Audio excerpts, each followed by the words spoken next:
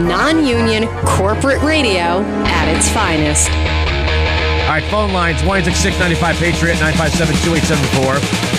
The website is usconcealedcarry.com, and Tim Schmidt from the U.S. Concealed Carry Association is joining us in studio. How you doing?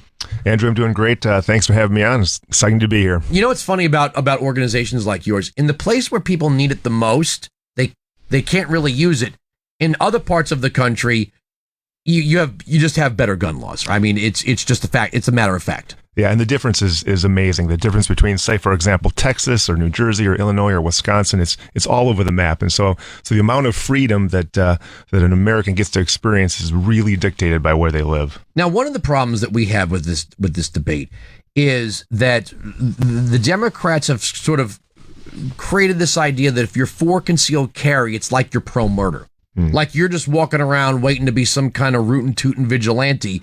And I would say 99% of the people who've declared themselves to law enforcement and the state in which they reside to be given a piece of identification to carry a concealed weapon have absolutely no intention of committing any crimes. Yeah, that's exactly right. I mean, up 215% over the last 8 years. There's 15 million people that have concealed carry permits in the U.S. And you're right. I mean, these are the people that are the best trained. They're the people that, like you said, they get fingerprinted. They're right in front of the police departments. They're saying, look, I'm a good guy. I want to carry a gun. I want to protect people. And you're right. A very, very tiny percent. You can adjust that if it's hurting your neck. Oh. just pull up on it. Yeah. You just pull up on it? Yeah. You're right. There you go. Oh, mine's a lot better.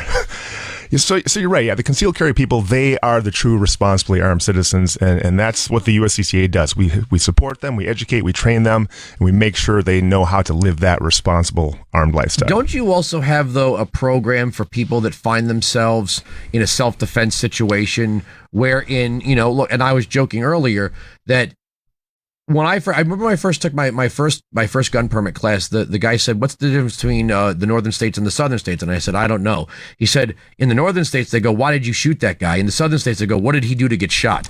That there's, it's kind of a difference in the healthy respect for self-defense. Again, we're not pro-murder because we're for self-defense, but, no matter what happens, you're going to be investigated. Right. There's the potential for a prosecution, but you're going to need some lawyers and some resources on your side if you find yourself in one of these life-changing events. Yeah, that's so true, Andrew. I mean, we have over 200,000 members of the USCCA, and every single one of them is covered with a self-defense shield insurance benefit. So that means, if they're in that situation where they're forced to pull the trigger, defend their family, as a USCCA member, we're going to come in and we're going to provide the best legal attorneys, the best expert witnesses, money for bail, and ultimately up to $1 million per incident to make sure that that they don't go to jail or to prison, for doing what you and I would do in a heartbeat. It's funny, and years ago, we're talking 20-something years ago, I took a course in Florida when I was still in college,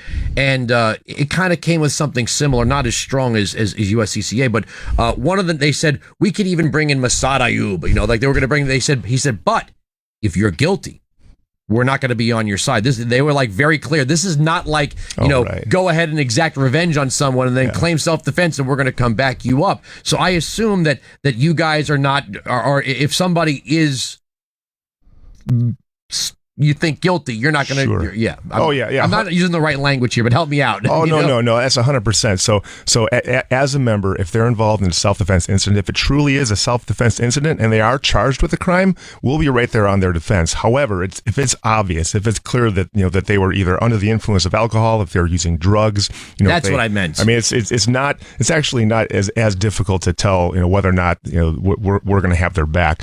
I will tell you this: since 2011.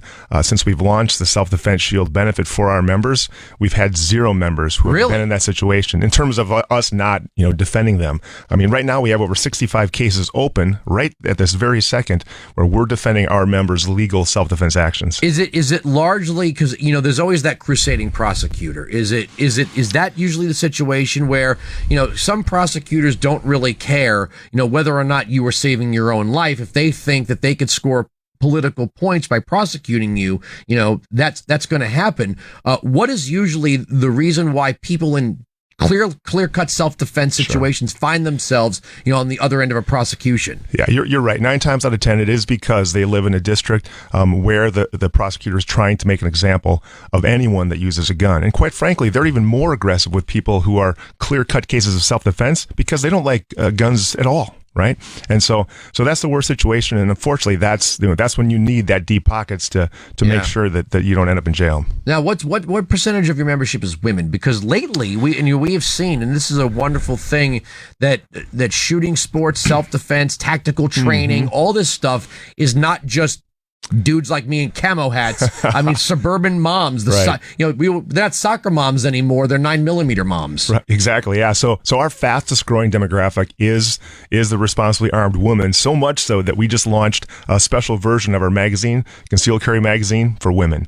And so right now, I'd say on average, maybe 13% of our members are women, but it's definitely the fastest growing. And we're really excited about that. We actually, our chief sales and marketing officer is a woman. She's spearheading that up, and we're getting a lot of good traction. All right, so let's talk about Neil Gorsuch, the states, and some of these rulings. The Democrats are really afraid because they haven't been able to get gun control through the House and the Senate. Even, they really didn't even get to do it when they had the House and the Senate under Barack Obama. They would probably like to see a Supreme Court that would continue to whittle away at the Second Amendment. With Neil Gorsuch, they're not going to get that. No, not at all. And you're right. That's exactly what they want. With the passing of Scalia, this is their opportunity. And so but you're right. Gorsuch will not do that. He's perfect. I think he'll be a great candidate. Well, I mean, it's clear. The Second Amendment, right, shall not be infringed. Yeah. But whenever you hear, they say, well, free speech is an absolute. Well, hold on a second. It seems like what the Democrats like to talk about the Constitution, but then they like to tell you with 3 dots how they're going to whittle away at these things. And they've been trying for so long. And this is the one thing that I always say. If I'm wrong based on experience, I'm willing to admit it. You passed the most restrictive gun laws in Chicago, and you're the murder capital of America. So clearly, passing a law on paper saying people can't have guns isn't stopping anyone who doesn't care about the law from getting guns. And blaming the other states and trafficking is nonsense because you passed a law. I mean, even if we passed a federal law, on drugs, cocaine comes in, marijuana comes in, human smuggling continues. So simply passing a law doesn't stop the problem. Yeah, exactly. And if I could take that a step further, I mean, gun-free zones. I mean, they simply don't work, right? I mean, the only thing they do is they ensure, to some crazy person that now there's going to be a group of people that are guaranteed to be defenseless. And so, putting a sign up and saying to everyone, hey, no guns in here, that's exactly the opposite of what you want to do, because ultimately that just means that no one will be able to defend themselves. And I couldn't agree more. Gun control laws, the only people that follow those laws are guys like you and me. Exactly. Yeah. If I see a gun-free zone is like keep off the grass, but that's because I care. I care about the law, right, and I respect the law. Yeah. If you don't respect the law, you're neither going to keep off the grass nor, I mean, like a homicidal maniac's going to get to a shopping mall and go, hi, I was going to blow away a bunch of people. I was willing to kill as many people as I could, but it says gun-free zone. I guess I'll go home and play violent video games. Exactly. Yeah, it makes absolutely no sense. But, the people on the left, they actually believe that stuff. To them, that makes them feel better to have those gun-free zone signs. It's insane. What do you say? This is the one thing that drives me insane is when I see celebrities come out for gun control, and I see I see very rich liberals come out for gun control, and yet they travel with armed security. It's kind of like my life is important and it's worthy of guarding with a gun, but your life, who are you? You're not as important as me. Whatever happens, it's not going to happen to you. You're nobody. Yeah, and when you hear things like that and you see the fact that they do have the armed guards, that kind of gives you a little glimpse through the facade of really what this is all about. And what it's about is keeping people unempowered without freedom. And that's what scares me the most. So how does it all work? You go to usconcealedcarry.com. How do you sign up? How do you join? How do you become a member? When do these benefits kick in? Yeah, sure. So the neat thing about USCCA membership is that the second that you join, you're covered. And so you pick the level of membership you want to be at, and you're all in. So you can either go to uscca.com, or you can call if you go on the website, we have a member service team that we've got about 100 people that answer the phones.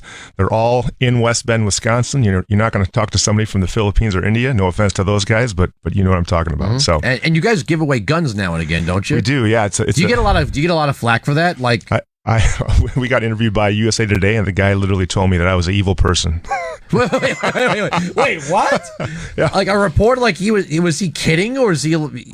No. This is one of the first times we did a gun a day in April of I think 2012. First time we ever did this. It was a huge success, biggest promotion we've ever had, and we literally gave a gun away every single day. And so USA Today calls, and I'm like, oh, this is great. They're gonna love this. This guy was furious. He literally said, you're the problem with this country. Then why are you interviewing me? That was when I knew I had a good idea. That's funny. That's funny. All right, we got to take our break, and then we got to wrap it up and hand it off to Sean Hannity, who's a member, right? Yes, sir. He is. Mark Levin, David Webb, Tim Schmidt, U.S. Concealed Carry Association. The website is usconcealedcarry.com. We're right. They're wrong. That's the end of the story. The arguments on this radio program cannot be broken. Sirius XM Patriot. Hear great Americans here.